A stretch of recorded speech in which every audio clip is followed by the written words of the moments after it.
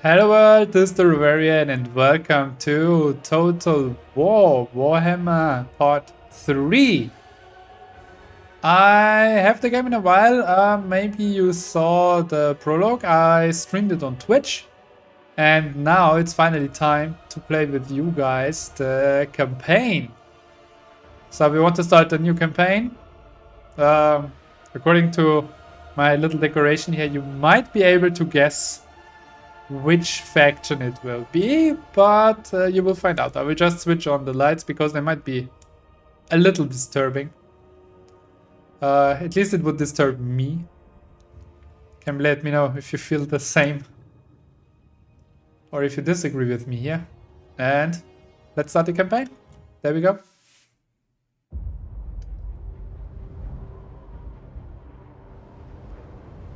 Okay, snow. This world has been sundered by a tide of arcane energy. The winds of magic turned into a maelstrom. The Tome of Fate drew me north to find out why. It guided me to a distant fortress steeped in blood. A battle was fought there.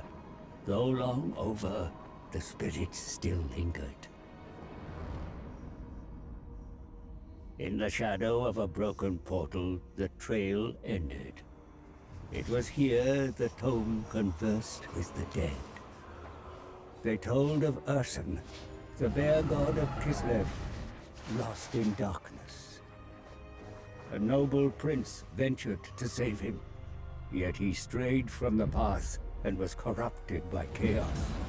Savior became executioner. A single shot, bound in faith forsaken, pierced Urson's heart. And so the bear god roared. The tide that broke the world. Spirits, where lies Urson now? Is he here? In the north. Beyond the maelstrom, in the realm of chaos, on the forge of souls. Is he alive? Wounded and dying, embraces its shadow. What shadow? A demon's? A master of the dark.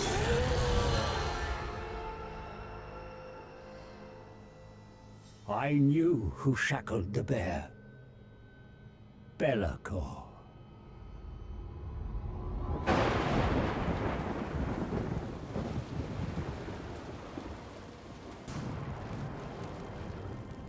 Only a fool would challenge Belacor. And yet, the power of a dying god, there is no greater prize. A mere drop of Urson's blood would break my curse, ending my servitude to this accursed book. Free to profit from its secrets. But Urson is locked in the Forge of Souls, deep in the realm of chaos, and I cannot enter this nightmarish domain. All routes have been sealed by the maelstrom. There must be a way. The tome unveils a spell to summon a portal. One to bypass the maelstrom and create a door into chaos. Knowledge to bargain, for I need an ally. One who is tempted by the power of the god bear and can withstand the horrors within.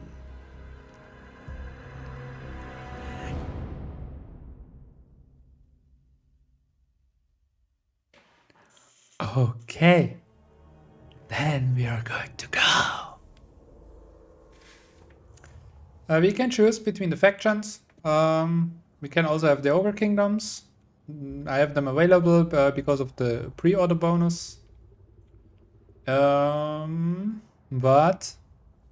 we go with Khorne, my favorite god of chaos in the Warhammer Universe. I really like the Warhammer Universe. It's one of the darkest fantasy universes, I would say. You have all kind of demons and everyone is not everyone, but a lot of people are bad in there and so on. It's not as polished, let's say.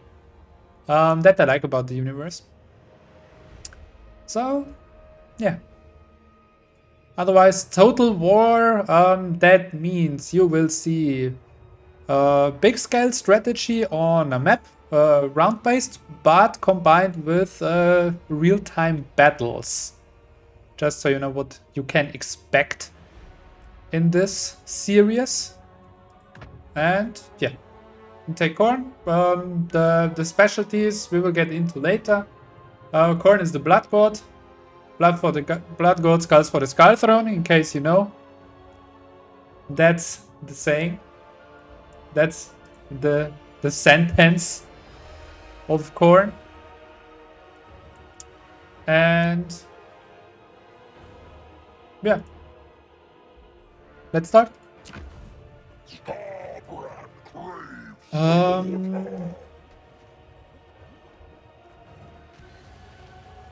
Yeah, let's leave everything on normal, I would say.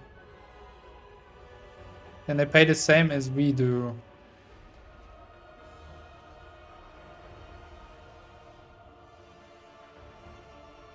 Where we go? We don't know the faction, it's the first playthrough. We stay on normal and then we see. I guess we can also change it throughout the game. Throughout the campaign. Select Lord, yeah. Scarbrand the Exiled. Armies replenished in foreign territory, that's nice. Campaign movement range, plus 25% after raising a settlement. Lord effects, campaign movement range, plus 35% after winning a battle, and recruitment cost minus 35% when in enemy or raised territory. Okay. Map. There's somewhere here. Up here is the center of the Chaos Waste, if I'm not mistaken. And here we are going towards the old realm, Kislev and so on. That should be around here. Okay. Yeah. 5 autosaves in a row. All good. Start campaign. Let's go. By the way, the story with Urson that we saw in the beginning in the short video, that's the story of the prologue. So basically there you play the guy who is looking for Urson on a help mission. But yeah, it turns out the wrong way. And actually Urson is shot, and this leads to the start. Setup scenario of the campaign.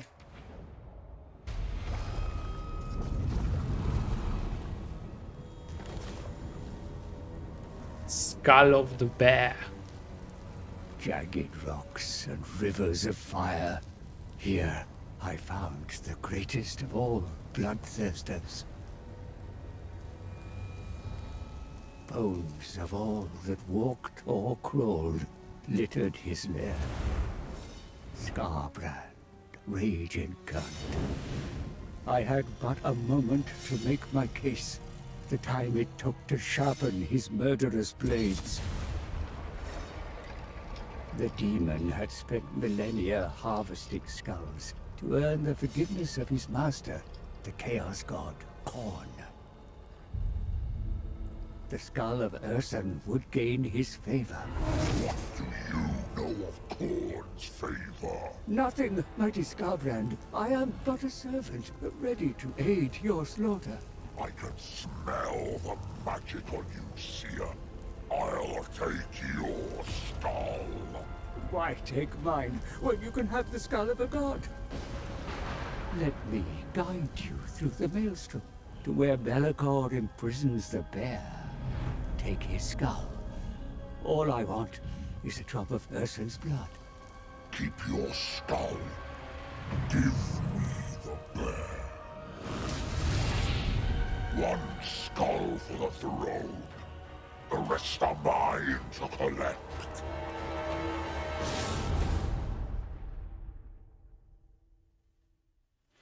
Yeah, the guy is fine to exchange a human's Our goal skull is to take the head of for the a big god bear bear. skull. A worthy trophy for the skull throne. Find me skulls, little man. Or yours is next. At once, mighty Reaper. The whole region is awash with heads that will easily be parted from their necks. Here is your first prey, a mortal army wishing to catch the gaze of the blood god. Instead, they draw your attention. Slaughter the mortal insects that infest this region, and claim Bloodfire Falls as your own. Further afield, you'll find plenty more enemies to rip asunder. The forces of hated Slaanesh cower at the monolith. Or perhaps seek out more of Khorne's disciples. Not to ally with, of course, but to kill. For your father cares not from where the blood flows. In the south, you may encounter greenskins. Then there are the Norse, mortals who will worship you if you let them, or introduce them to your twin axes. If you continue your trail of destruction south, then even richer lands shall be in reach. The fragile souls of Kislev and the Empire will fuel your rise to ultimate power. Only the spineless occupy such settlements. Followers of Khorne bring slaughter, razing everything until there is naught but blood-stained ruins. The more skulls you take, the easier it will be to enter the realm of chaos and seek the dying god. So, let the blood harvest begin. Exactly. Let the blood harvest begin. Let's see. My positioning is not perfect. Wait.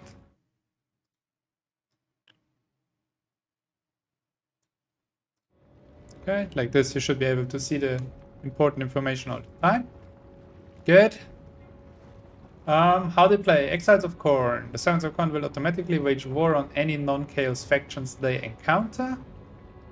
Khornid factions collect skulls in battle from chaos cults, from raising settlements, and from skull piles to appease the blood god. Skulls are required to capture settlements and research technologies. Okay. Here we have them shown. What do we have here? Favor summary. Okay, and predicted income. Okay. Bloodletting. The armies of Khornid factions accumulate bonuses as they win multiple consecutive battles. Okay. Drawn to destructions. The forces of Khorne are incentivized to raise settlements as they conquer. Demonic armies may be summoned when a settlement is raised, and control over a ruined settlement will fall in time to any Khorne faction that partially controls the province it's in. Great game. Khornid factions participate in the Great Game, vying with other followers of Chaos to spread the most corruption over the mortal realms. Learn more about Khorne here. There is blood to let and skulls to collect. Let the reaping commence. Okay, mission issue. Defeat an army belonging to the following faction in battle. Garhar. Yeah, you can go. Thanks. Chaos Lord and his retinue seeks to make a name for himself and draw the eye of the gods. The only thing he's good for is fodder. Slaughter them. Left click on army to select it. Right click on enemy to attack. Yeah, learn more about battles here. Okay. Rewards. Total favor plus 800. Skulls plus 200. And hero recruited Blood Reaper. Isn't he a Blood Reaper already? Oh, whatever. This is our city. Mission, yeah. Mission, understood. Okay, what does Infernus do? In 4 turns, it gets some growth. So, your cities grow in time. Here you see in how many turns you will have one of these levels. If you have enough of those, you can upgrade these. So you see, we need 2 surplus, 2 population surplus, then we can bring the city from level 2 to level 3. You also see that provides then some garrison. Walls are added to the settlement. Stuff like that. And we can have here dimensional cascade, or we can put it to a chaos dreadhold. So we can change it anytime, basically. Just don't know if we can also upgrade it from here to here. So like this, it is a bastion. And like this, it becomes a portal. The difference is... income is same. The portal gives control +3. And more growth. Construction becomes cheaper for buildings. Corn corruption in adjacent provinces is plus. Okay, and here you can... and with the bastion you can recruit more. Okay. Yeah.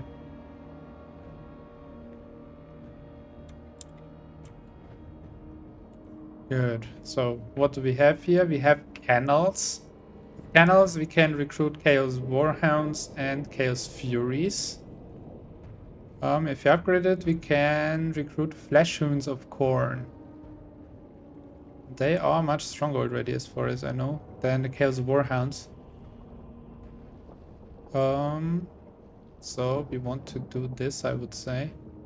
Income generated 40.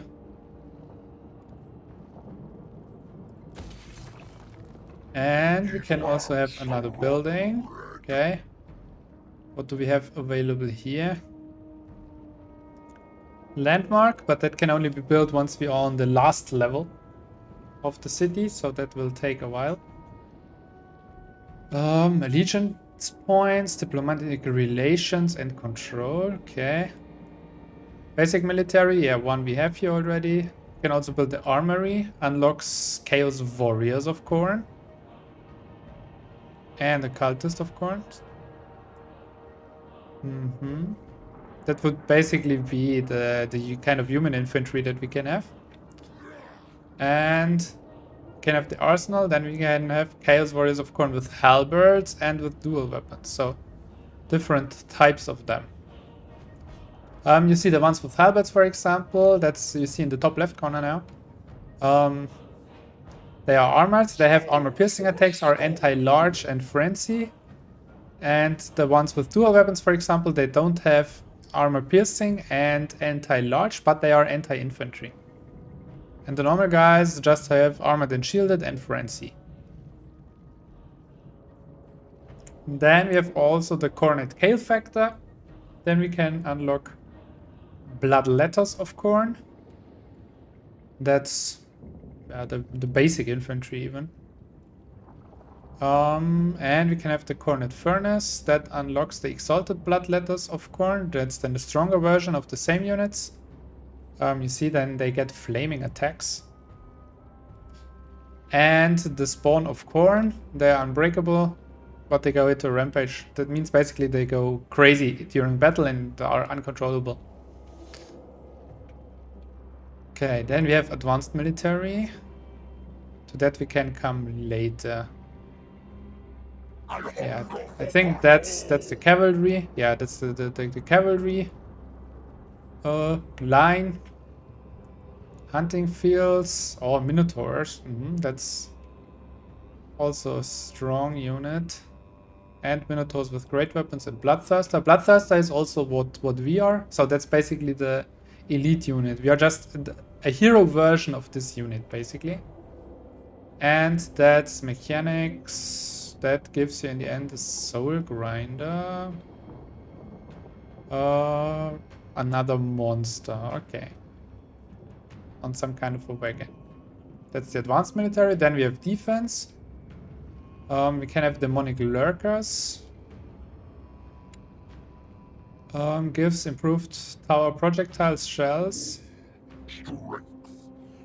Enemy hero action success chance -10%. Leadership plus and provides a garrison. Does this also take a building slot, or do we have to add this? To be seen. And infrastructure, there we can boost things like city growth and income normally. Yeah, trophy racks minus enemy leadership and plus income. Then we have War Crucible. So every building seems to generate at least some income. Income from post-battle loot plus and casualty replenishment rate plus 9%, but only in this area. Then we have the Apocalyptic Fury. Plus 6 control and control plus 1 whenever a battle is fought. When enemy lord is present, control plus 15. Don't know how control works, to be honest. The game will teach us at some point. And we have the Coronet Cathedra. Enables attrition in this region for local enemy armies. Income. Foreign corruption plus 4. Hero and Lord recruit to rank plus 3. When enemy lord is present, income generated 200. Okay, then I think we go with this, because then we generate more income. And more income in the beginning, I guess, is a good thing to start with. Okay, to the Bloodfire Falls, where this city is like the main region. Oh, you can also see that here, I think. Yeah, belong these 3 settlements here. That's the ones that we see here in the middle. The one you can't see. The Bridge of Brass is behind me. So we have the Brass Glacier, the Death Axe Monolith, and the Bridge of Brass. And they are, I think, here. Yeah, that's the Death Axe Monolith. That's the Brass Glacier. And over here is the Bridge of Brass. So that's like one controlled region. Who do you belong to? Quellig Warriors of Chaos. Quellig Warriors of Chaos, okay. Exquisite Pain, you belong to Slanesh. Garbar Warriors of Chaos, as well as you. Septic Claw Nurgle. But yeah, that's behind a mountain. On towards this side we are protected, I think, for the moment. Bloody Sword Corn, Palace of Princes. Okay, there are even more. And the rest we don't know yet. But there you see we have some map to cover. I don't know if actually this is the border of the map, like this is the whole map. Or this is just a part that we know so far that exists. Step by step we'll find out. Okay, so we are building stuff in there. You can also see the garrison. Yeah, that's Infernius. But he's not a garrison. Recruit hero, recruit lord. Okay, then we could choose a lord here, but actually right now we are fine with one, I would say. What do you have? A Blood Shrine of Khorne? Chaos Warhounds. Blood Crushers of Khorne. And some Blood Letters, and that's it. You are a Chaos Lord with some units, but much less than we are. Can recruit some more units. For example, Chaos Furies. Or also more Chaos Warhounds. We can recruit 3 units per turn, that you can see here. With these, because we have 3 squares here, that means 3 units at max.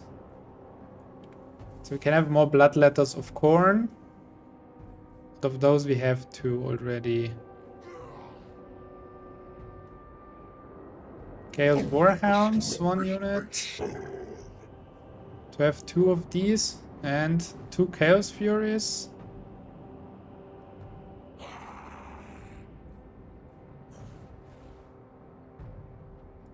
sword slaves are mine. Yeah. Command. Okay. Research is available. So let's also see here. The Pillar of Rage. Okay, so we need skulls for research, right? That was said earlier. 8 is the number of the Blood God. 8 are the pillars at the heart of the Brass Citadel, each inscribed with God's commandments. 8 are the articles that from each edict the Blood God's laws that must be followed. So yeah, we have here the 8 pillars. We start with the Pillar of Rage. As soon as we have researched 3 here, we can go on to the next one. Can. We can also say like, no, we want to do something here. Skull harvesting, income from post-battle loot plus 10%. Bitter raiding, income from raiding plus 50%. Serial killing, campaign movement range plus 10% after raising a settlement. Spread rage, corn corruption plus 2, all provinces, plus 5% chance to automatically colonize ruined regions in province at turn start. Okay, blood feasting. Grants the blood feasters banner to your faction. Upkeep minus 5% for blood hosts. Passive ability strength from flesh assigned unit. Okay, what does it do? Heal per second 0.2%. Enabled if in melee. Okay. Raging denial. Spell resistance for bloodletters and exalted bloodletters. Rage within, upkeep minus 5% for Chaos Warriors of Khorne units. And skulls for the Skull Throne. Diplomatic relations minus 10 with all factions, but 20 skulls per turn.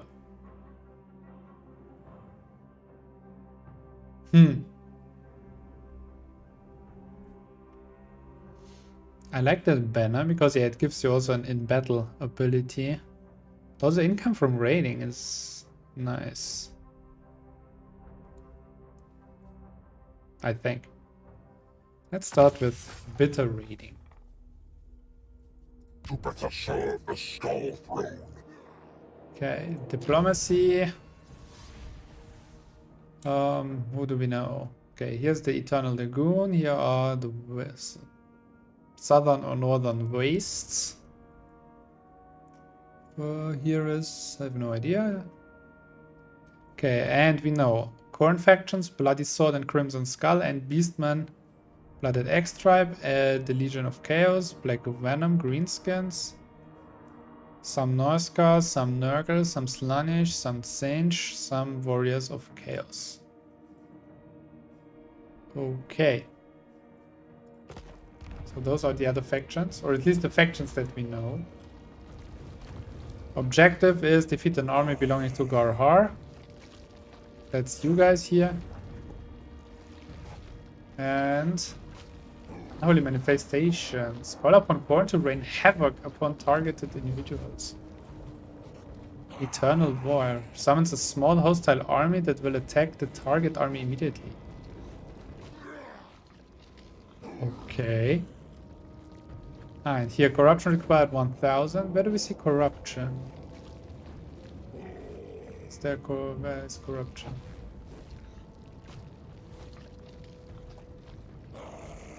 Skull Throne. For 10 turns, we have then campaign movement range, plus 25% after raising. Income from post-battle loot, plus 25%. Army ability summoned from beyond, and Bloodhost plus 2 units on creation. Summoned from beyond does summon a unit of bloodletters, but degrades over time. Okay. Nevertheless, strong skill.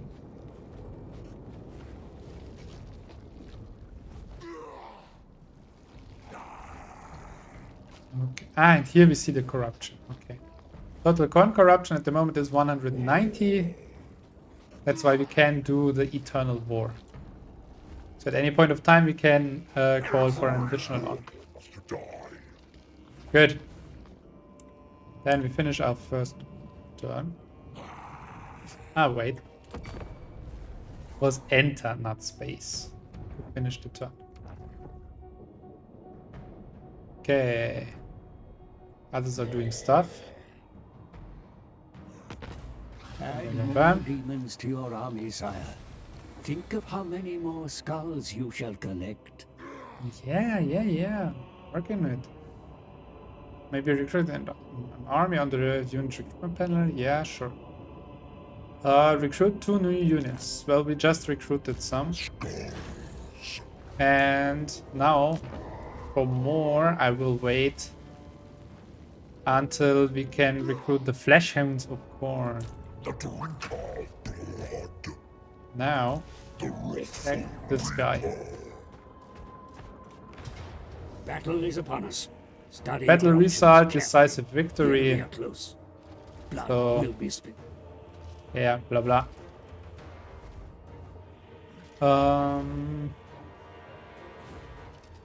So we go for auto resolve actually. I mean that's such a clear win.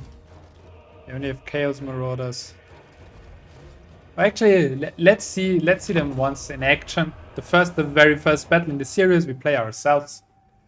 Come on, so you have seen it, so you know also if you like what this is about or not. For the future, the battles that are clear that we will win or that we will lose, I will auto-resolve also to save the time.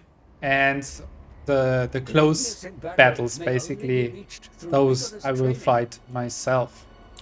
Battle fundamentals, yeah, we can skip that.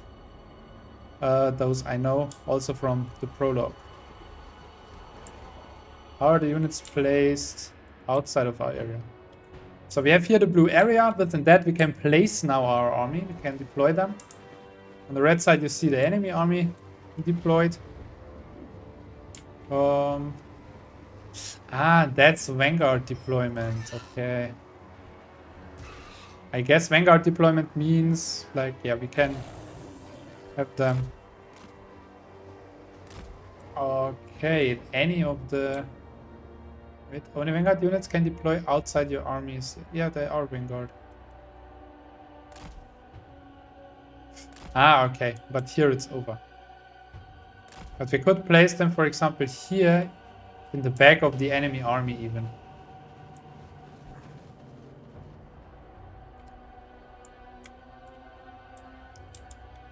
It might even be a good tactic. Also because they are fast. Bam. Then we directly have them within our units. Yeah. We bring you a little closer here, then you are number 1.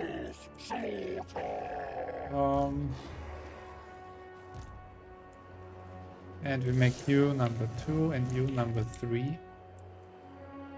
Because then we can send them on 2 sides. Okay, prepared like that. Start. And come closer here. Your troops accurately in battle, my lord. Drag out your formations for best effect. 2 and 3. They have infantry only, yeah. And that's our lord. Our lord is a very strong unit. And you are the magic chariot. Okay, hold the spacebar to see the unit destinations. Okay. That I didn't know actually.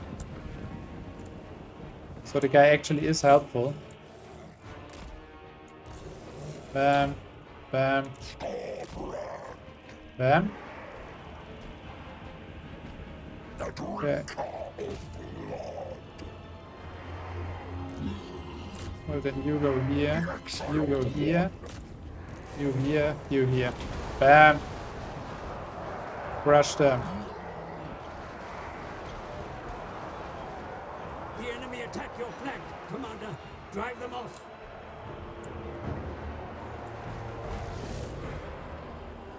Okay. The enemy waver, my lord. Their troops begin to flee. For sure they waver. Run the cowards down. See how we are decimating them.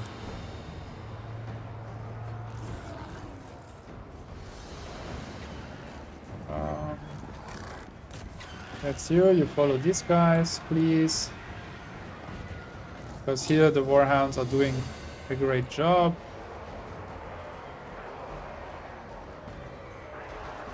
Bye-bye.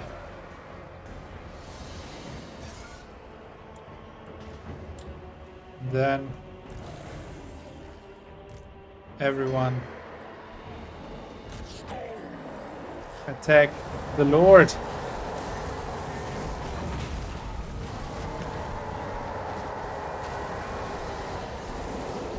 Yeah. That's why before it said decisive victory.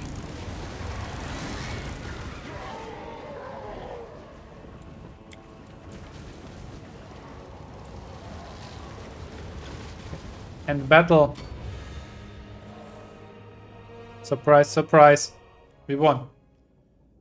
During the battle, my horns got in a bad position. Hey. Okay. Better. Victory is Good. yours, my lord. But what about the fate of those captured in battle? It can be beneficial to hold them, but sometimes leniency or brutality can be worth more. We also gained the rank.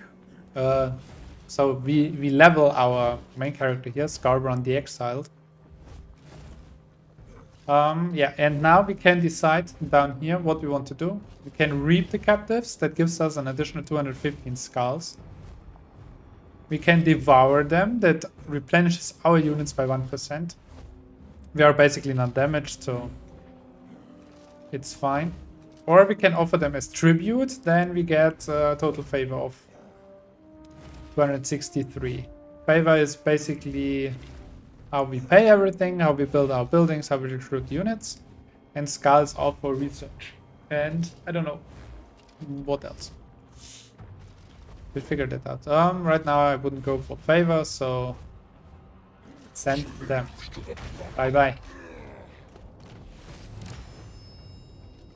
Get additional favor, additional skulls, and a hero, the Blood Reaper. Enemy killed in battle, yes. Good. A potent ally has joined your ranks. Embed them in your army. Okay.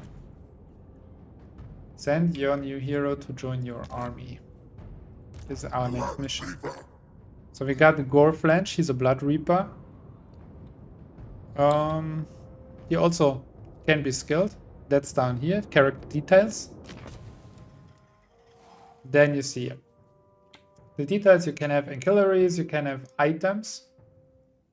And here you see all the attributes and the skill tree. See, you can improve them more and more and more. And they become actually very, very strong. Okay, then my friend, go here. Grants 30 experience per turn to units serving in the parent army. Wow. Actually nice. Because your units, if you have them for longer, if they're fighting, they gain experience and become stronger. So helps. Mission successful, additional favor, additional skulls. Then we have unassigned skill points. That's Scarbrand the Exiled. Also he doesn't have any items so far, okay. But we have a free skill point. And we have quests. Okay, we'll see into that later, I guess. So, what can we do? We can skill now Brutal Charge, Weapon Strength plus 5%, Charge Bonus plus 5. Goes further into making him a stronger melee fighter in the end. Murder, yeah, hit points, weapon strength, yeah, it just overall makes him a stronger fighter. We can have Inspiring Presence, unit experience plus 75 per turn, and or a leadership effect plus 5. Yeah, there we improve our units. So the units that are with him in the army. Only the ones in the army, not all of them. But yeah, by a good amount. And we can make him a route marcher. Campaign movement range plus 5%. Yeah. Less recruitment cost, better replenishment rate. So all kind of big scale strategy improvements, let's say. Then there will also be Raging Cornet, but that will only be available starting at rank 13. There we can go campaign. Oh, then he becomes a Vanguard deployment. Then we can place him also somewhere else on the map, or on the battlefield in the beginning. Wrathful Reaper, base weapon damage, armor piercing weapon damage. Okay, so there we can unlock additional skills. And here those are some general ones. Spell resistance 10%, missile resistance 10%, and hate Slaanesh.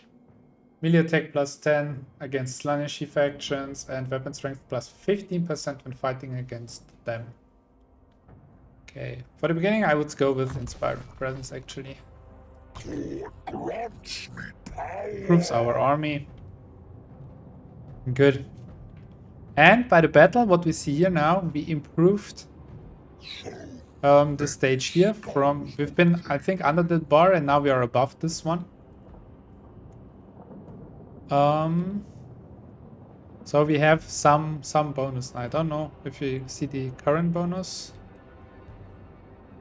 Where we can see the current bonus. But whatever. Okay, unit recruitment we want to do later. Now we could go for the Brass Glacier actually. Garrison details. Chaos Marauders. Marauder Horsemen, yeah, nothing crazy impressive. So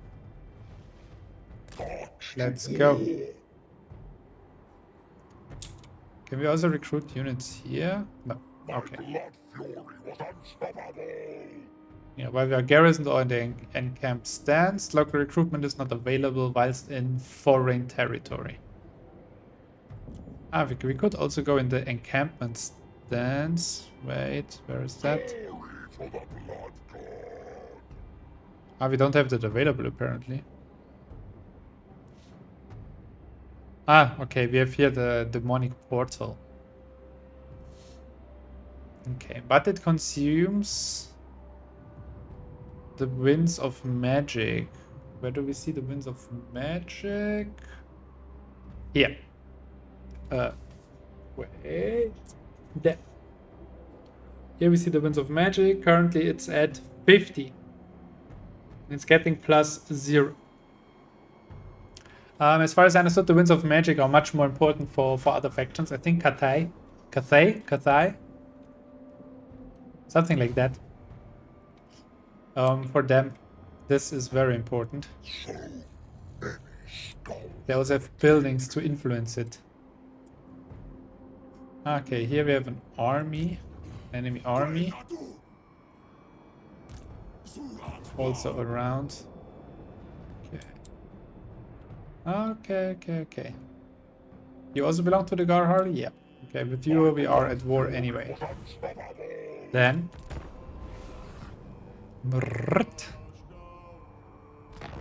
Next. Brass Glacier is inhabited by mere mortals from the Garhar tribe. Cover the walls with their blood. Yep. Settlements are cities or ports on a campaign map from which provinces are defended and controlled. Ownership of a settlement grants ownership of the territory around it. We get favor and skulls for it. Do we have a constant skull income, by the way? No. Okay, so we can attack here. Yeah. Should be an easy win. The city has Decisive been victory. your warriors are prepared for battle, mighty lord. With low casualties. Nevertheless. Encircling the enemy and starving them out may be the wisest course of action. We are followers of corn, as if we would wait for them to starve. Okay, lost quite some, but that's not a big deal. We will restore them. Kills 13. I think that 147, 150. Okay, I think that means also how many skulls we get. No, it does actually. Okay. And what's that? Ah, experience. At last, the defenses have Okay. fallen, my lord. The fate of those that remain Now is yours I to go out of the determine. way again. We have now the chance to decide what we want to do with the settlement. We can occupy it. That will cost us 2,500 skulls, what we have. Will reduce the province instability and the conquest penalty. Then we can sack the village. That reduces the province instability. Gives us some income and some unit replenishment. We can collect skulls. That gives us 1,000 skulls. And we can do blood for the blood god. That also replenishes our unit and gives us blooded. Summons a blood host. This army cannot recruit or exchange units with other armies and will take damage over time. But its survival can be extended by fighting battles. Units of magic power reserve plus 10 per turn. Okay, so as long as they are fighting, you can have them going. Nevertheless, I think the wisest, as we don't have much for now, is to occupy the settlement. Because only then we can create buildings for further upgrades. Okay, there are trophy racks, income generated. Income from all buildings plus 30% and enemy leadership minus. Otherwise, okay, we don't know what we can build. We need to wait until it grows. What will happen in 2 turns? That's soon. And current, that's control, okay. That will be control strong, that's control steady. Campaign line of sight plus 10% for settlements. Okay, Titan, strong, absolute. But that reduces control and that increases control. Okay.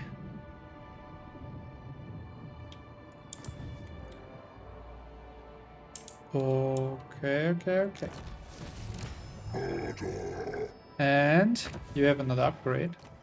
Yep. Skull Takers, melee attack plus 4 for Bloodletters of Corn, Exalted Bloodletters, and Blood Crushers of Corn units. Or Bloodsoul Champions, plus 5 armor. More speed for the Hounds. Charge bonus for Chariot, Skull Cannon, and Blood Shrine. And Harbingers of Death. That's for the strong units. Yeah, those we don't have at the moment. Actually, I would improve our basic units right now. Oh, in the next level, they get also a charge bonus. Okay. And we also got the potion of foolhardiness. What does that? It gives us a charge bonus of 40%. And our lord becomes unbreakable. That means he doesn't bleed.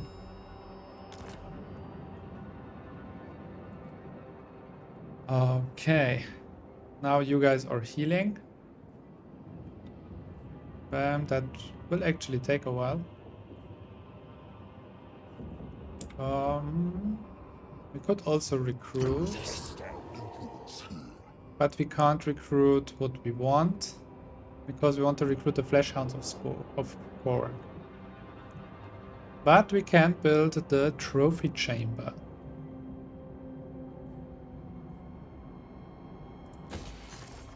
Bam. The region Okay. under the volcano's shadow is yours, mighty Scarbrand. Slaughter the fools that dawdle and trespass within its borders. Total fail plus 4,000 skulls, plus 1,000 and spell shield. That's an armor, I think.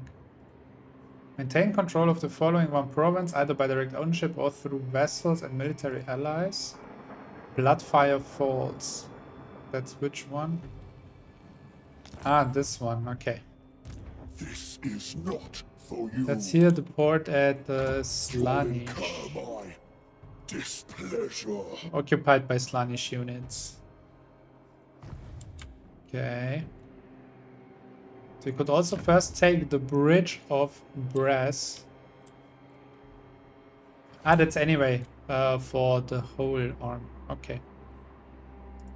The wrathful You stay here.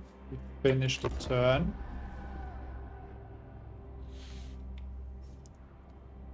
Helmrip changed to mastering. That's this guy. Let's recruit 2 new units. Yeah, that we want to do now. I crave bloodshed. Okay, this turn you can't do anything. What do you have here? -2. Slanish corruption, -6. Collected income, -4. Provincial instability, -1 per turn. At the current rate, there will be a rebellion in 35 turns. Yeah. Growth -10. Control +4. Recruitment cost 5%. Plus 5%. Local armies. Okay, so it becomes more expensive. What happens if we upgrade you? Does that give us any bonus on or anything of that? No. Just gives us an additional slot and a better garrison.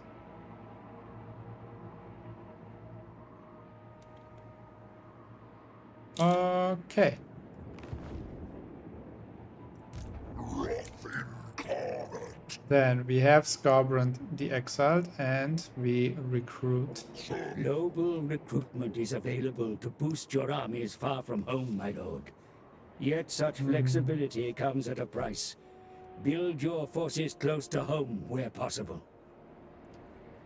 Yeah, I see. Global, they cost more than double. Like initial price. Is that exactly the Flesh Hounds of Corn we have now available? However, we can easily recruit Only the strongest may serve. even 3 of them, but we could also have another unit of Bloodletters. Or even Chaos Warriors. I don't know, why are the Chaos Warriors, why are they cheaper? In initial price and upkeep. I mean, they have more health, they have more armor, more leadership. A lower speed, okay. A little lower melee attack.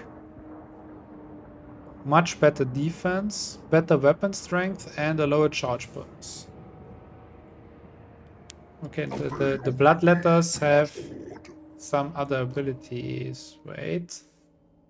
Check that here, I think. Here, the abilities. What do they have? They are demonic.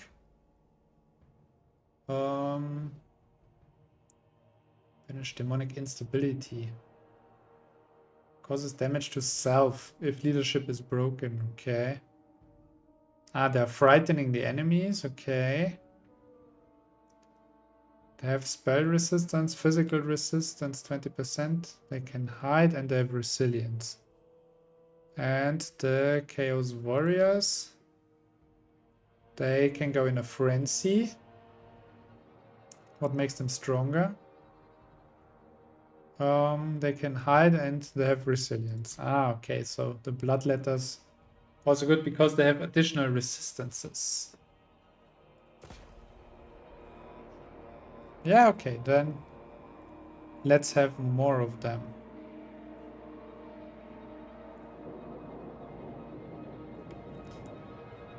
In our demonic army. Unassigned Can I assign skill point?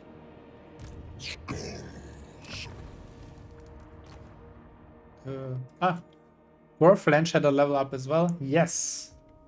Okay, what can he do? Here the same general bonuses. Here brutal charge that also Scarbrand has. Here. That's the same line, that just makes him battle stronger. Immortality, that's actually good. When normally killed in action, this hero will be wounded instead. So he's actually becoming immortal. But only at level 20. Quite a way until then. 8 Slanish, thick skin, brass collar, blood throne. Then he's mounted. Or Juggernaut. So you can mount him on a blood throne or on a Juggernaut. The Juggernaut, is attack becomes much stronger, the defense is a little worse. But I think I would go for a Juggernaut. And you have Locus of Abjuration at level 13, that's an additional spells. So for now, I think I would even improve the training. Experience per turn is increased by an additional 5. Yeah. Because that improves our army by time.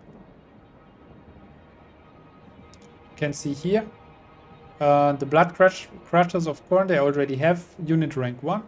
They have +1 on leadership, melee attack and melee defense already. And the other units will get that too. Good, you're recruiting. You have 2 objectives. Okay.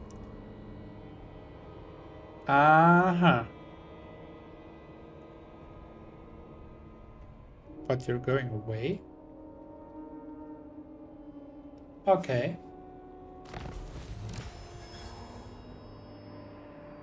Good. We did that quest, we get some more scouts. We get some favor. The squabbles of the weak and feeble are contemptible to the Blood God. Spread your corrupting influence beyond your realm, for Khorne demands that all must join the cult of war. Okay. Raise Khorne corruption in any adjacent region not already controlled by Khorne to 75. Okay. Chaos cults may spontaneously form in foreign regions where chaos corruption is high. Okay, we shall raise the corruption to 75 in all regions, all adjacent regions not already controlled by us. The skulls of the vanquished are highly prized by Khorne, your god and master. Butcher your enemies, and you shall gain many such tributes to the Lord. Yeah, it's fine.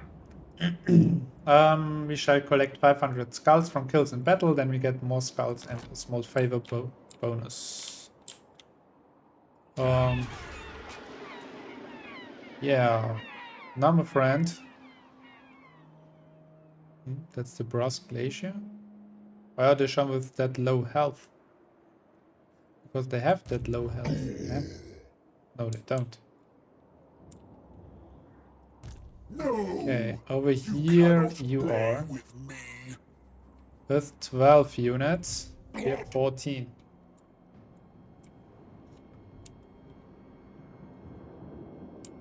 Do we want to go directly for the Bridge of Brass now, or do we go here?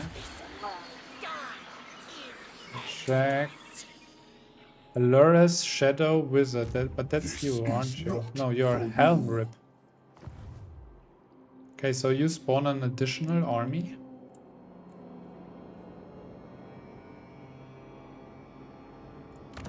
I think so. Okay, first things first, we can upgrade here. So we do that. Here, we can't do anything right now. We have to wait until the region grows. In 4 turns, we will have +1 growth and we will need +2. So it takes a while.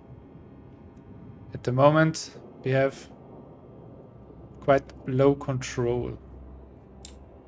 How do we increase control? Probably by building.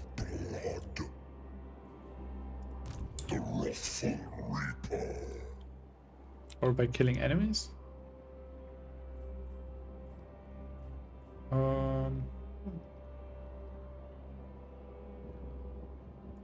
Okay, income generated from raiding. Control -3 in the raided province. Growth -5 in the raided province. Immune to most attrition. In battle we will be winded. Penalties with raided... diplomacy penalties with raided factions, and the income from all buildings -100%. When raiding own region. Ah.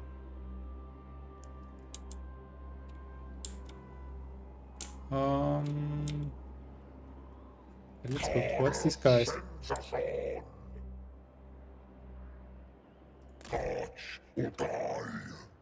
Bam. Otherwise, nothing to do this turn. Okay, there's another guy, and...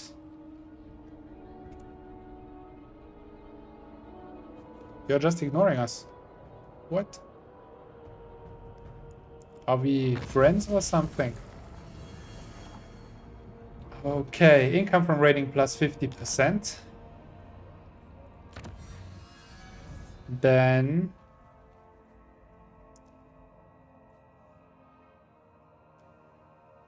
skull harvesting or blood feasting?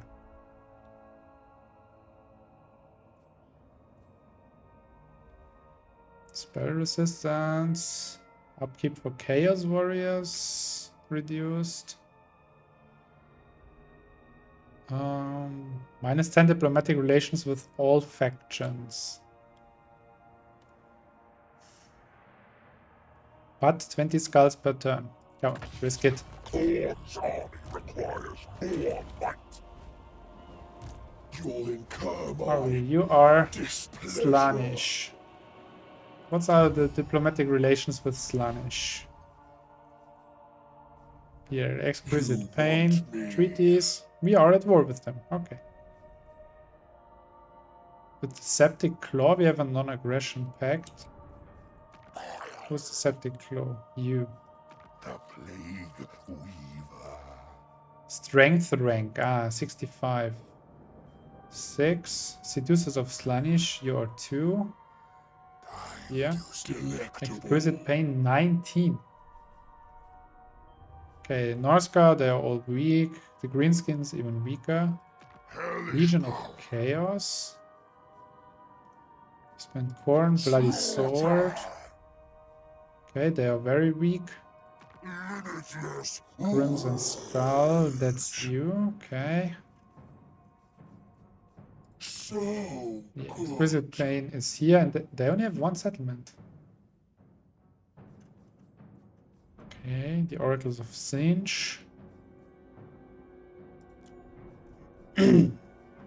Okay, yeah, but that's only the factions that we know.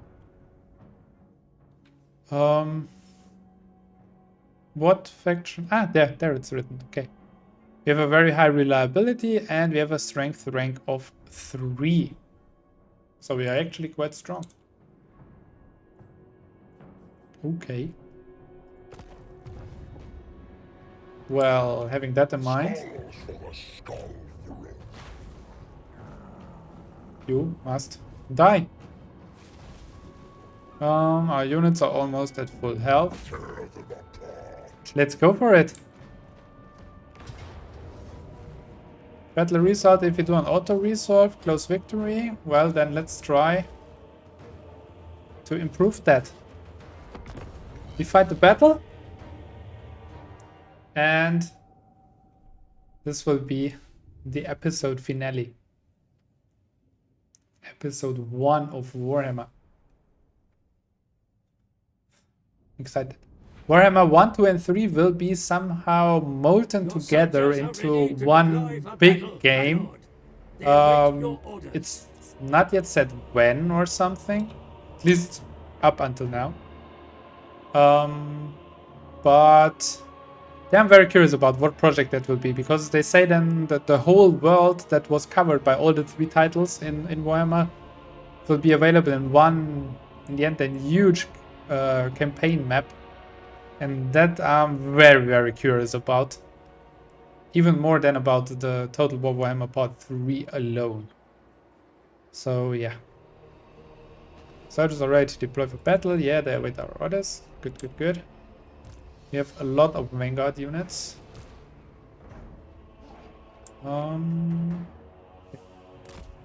You can go over here.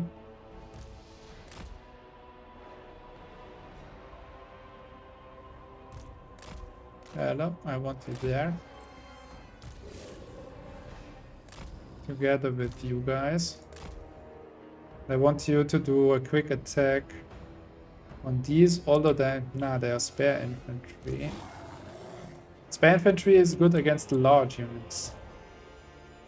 You don't count as large, I think. Yeah. Wait. Where are you? There. Flash Hounds of Corn, very fast, and Vanguard deployment. So nothing, not specifically strong, not specifically weak against those. And you are weak against armor. Well, those guys, I think, are not armored. Marauders of Slaanesh, Demonettes. What are Demonettes? Also melee. Sword infantry, melee, sword. Spare infantry and spare cavalry. Okay, so they have 1 unit of cavalry. We don't have anything anti-cavalry. Low threat, high threat. Ah, for the unit, or what if you're attacking them? You're a high threat, you're a low threat. Low threat? For you, everything is a low threat, probably. Yeah. Also for that guy, probably. Then you... Okay, the ones with spares are actually a high threat. Health Riders. Marauders of Slaanesh with spares is fine. Yeah. That I don't get. Those guys are a high threat. Those guys are a low threat. Ah, because they have a 2 level of upgrades. Okay. Or do they have 8 levels of upgrades? Might also be.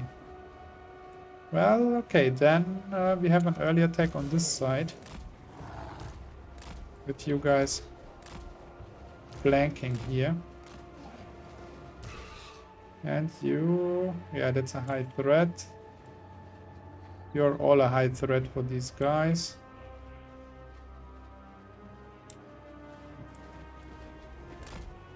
Then actually... You attack over here. And you, the weak guys, you at least distract over there.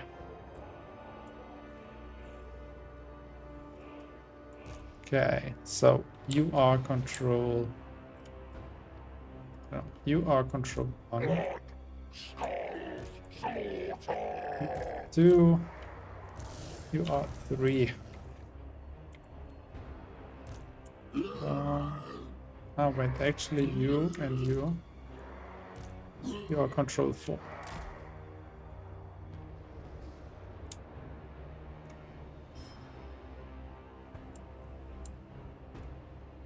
Okay, and you will support those guys. They launch the distraction attack, you come in from the back and attack them, and you guys march upon them. Okay, then let's go. The god of war exalts in killing. Shed blood in the name of Khorne. Okay, you attack those guys.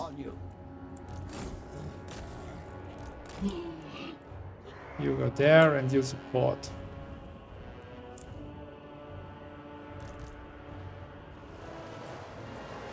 Okay, Get rid of the cavalry down here. Yeah, bam, bam, bam.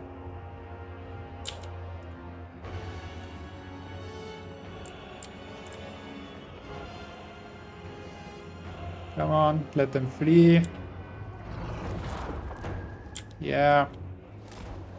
And you retreat. Why? Because there's a big chunk of enemies coming.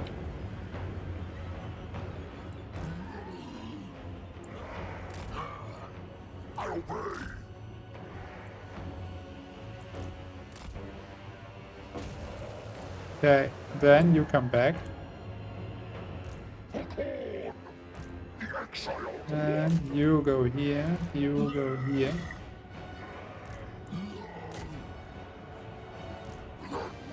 And you go here.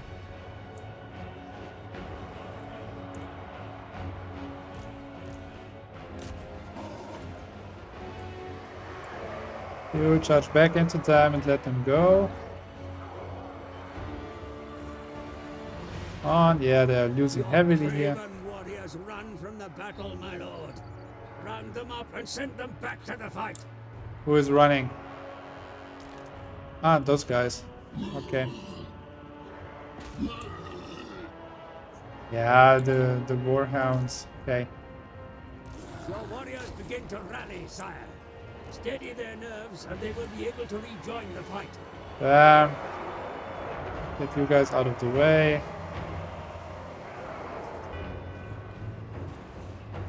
You're doing a good job there in the middle. And you can start supporting here. You go here. You are hunting down those guys. You attack here. There.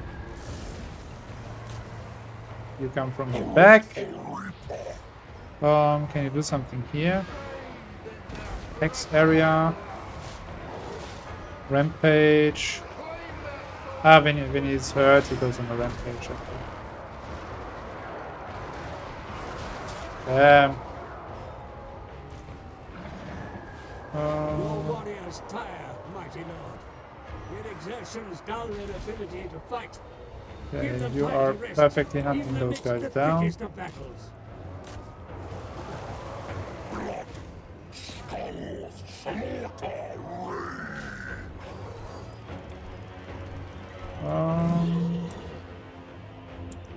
Okay, Blood Shrine of Corn, you can go back. You can go back.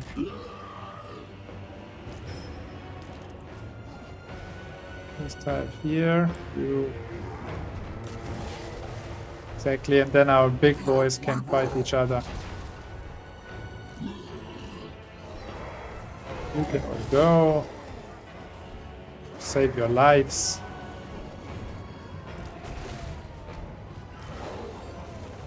Okay, down he is. Good. Oops. So much too close. Stop the earthquake here. Then we end the battle. Decisive victory after it should have been a close victory according to the auto resolve prediction. So yeah, no problem. Decisive victory, 200 skulls, 3,600 favor, 4,400 experience. That should be at least one level up. I think more like 2 or 3 even. Yeah, 3. Nice. And what do we do? Skulls, units replenished, favor. Favor is not as much. Units replenished actually would be interesting. Or skulls. Ah, units shall heal a little. Okay, we gained a weapon. The Sword of Swift Slaying. Melee attack +4, armor piercing, weapon damage +10. Perfect. So he gets even stronger. And we will replenish our units. That will again take a little while. I think it goes faster if we garrison.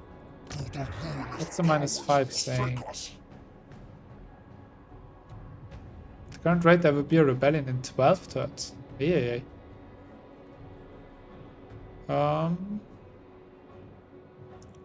What can we do? What was that? Casualty replenishment? Control plus? And that was Corn Corruption plus.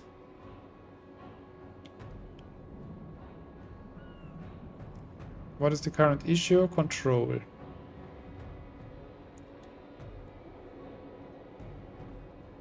Currently, control is still getting -5 because on one hand of corruption from Slanish, and because we are collecting income, and provincial instability.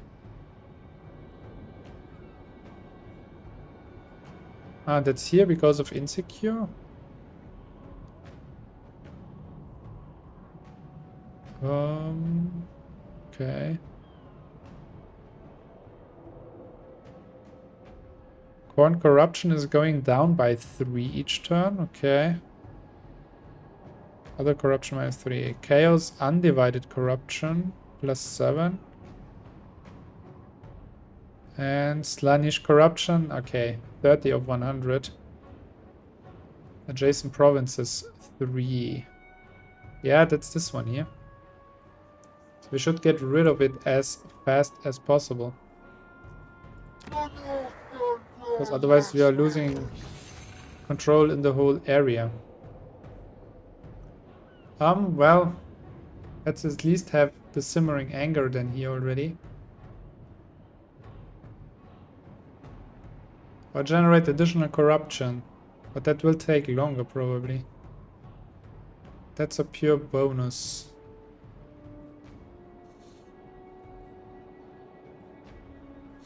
That only gives control. Let's go with the additional corruption. And here we can upgrade from trophy racks to trophy chamber. What gives us more income?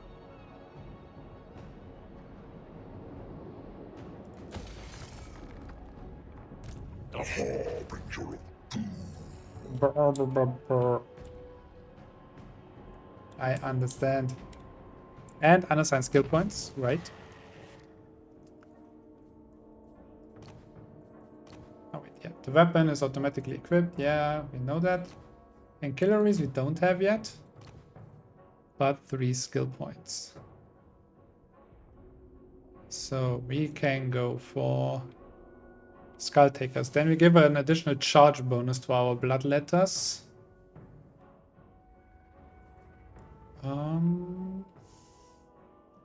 Additional speeds to our Chaos Warhounds and Furies. Kill for Corn does what? Passive ability, melee attack +5 and leadership +4, and that's an augment area.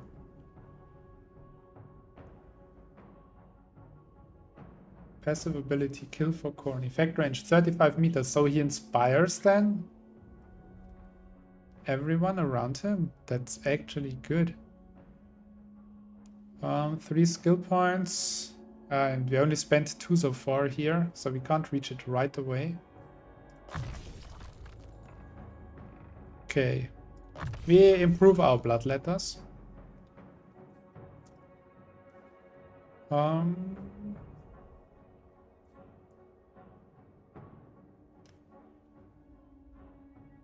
And then we also improve our Fleshhounds or Chaos Warriors. Those we don't have yet. Hellforged Engines.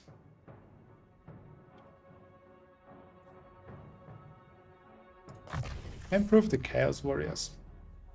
They shall then be basically our defensive part in the army. Okay. And Gore Flench should have gotten a skill point as well. Yes. Spread control. Constant local effect. Increases control in the local province. Reduces in enemy provinces. That would actually be good right now. Okay, then he can do also some actions, or we can improve the guy himself. But hey, right now we can make use of the additional control. So let's do that. Bam. Okay, now we have +3 control. Because Scarbrand is in the garrison. And the other guy as well. Collect income, we can remove here.